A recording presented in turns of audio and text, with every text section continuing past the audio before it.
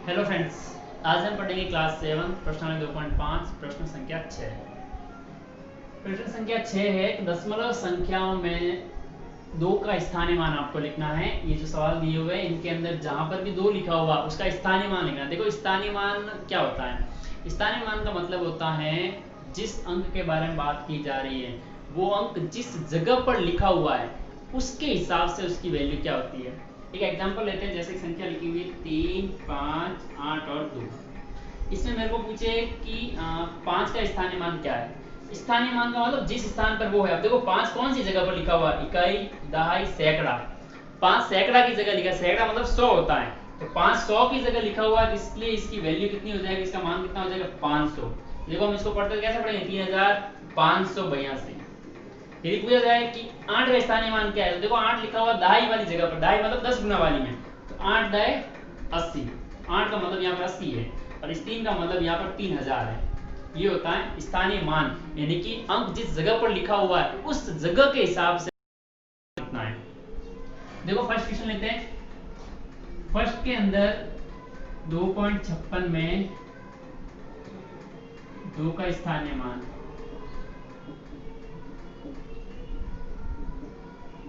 अब देखो 2.56 में 2 लिखा हुआ, पॉइंट से पहले पूरी संख्या होती है, और इकाई, दहाई, सैकड़ा जो हम पढ़ते हैं वो पॉइंट से पहले वाली संख्या में गिना जाता है, पॉइंट के पीछे वाली में नहीं। तो देखो ये इकाई की जगह पर ही है, तो इसलिए 2 का मान भी कितना हो जाएगा, इकाई मतलब जितना लिखा हुआ उतना इसका मान होता है। फिर सेकंड लेते हैं।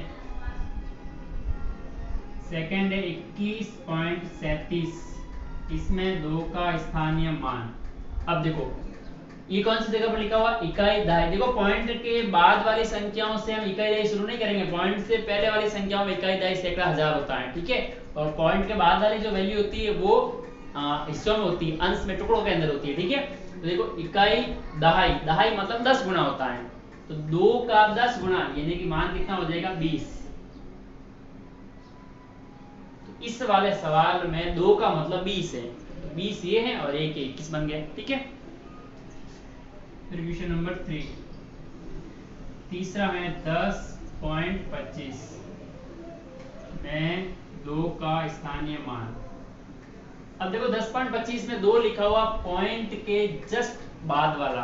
देखो पॉइंट के जस्ट बाद जो पहला अंक होता है, पॉइंट के बाद जो पहला अंक होता है वो 10 में से हिस्सा होता है, दशांश में से होता है, 10 में से उसका अंश होता है।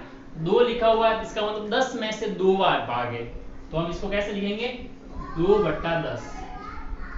पॉइंट के बाद दूसरे नंबर पे जो होता है वो होता है 100 में से, और तीसरा नंबर होता है 1000 में से, ठीक है। तो इसको लिखा जाएगा 2/10।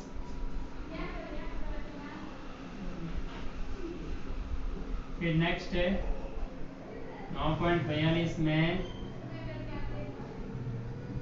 2 का मान। अब देखो इसमें लिखा हुआ है पॉइंट के बाद दूसरे नंबर, पॉइंट के बाद जो दूसरे नंबर कोई भी मान लिखा हुआ होता है उसका वो 100 में से हिस्सा होता है, तो उसको हम बट्टा में 100 लिखकर लिखते हैं। तो इसमें इस 2 का मान हो जाएगा 2/100।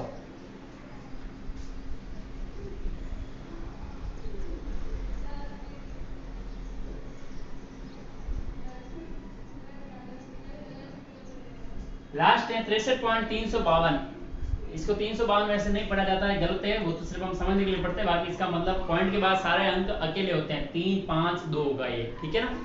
अब देखो इसमें देखो ये जो 2 दिया हुआ वो 2 दिया हुआ, पॉइंट के बाद तीसरे नंबर, पॉइंट के बाद तीसरे नंबर 1000 में से हिस्सा होता है, इसका मान होगा 2/1000, यानी कि 1000 में से दूसरा मान है इसका, इसमें 1000 में 100 में से दूसरा है, और इसमें 10 में से दूसरा मान है, ठीक है। ये था प्रश्न संख्या 6।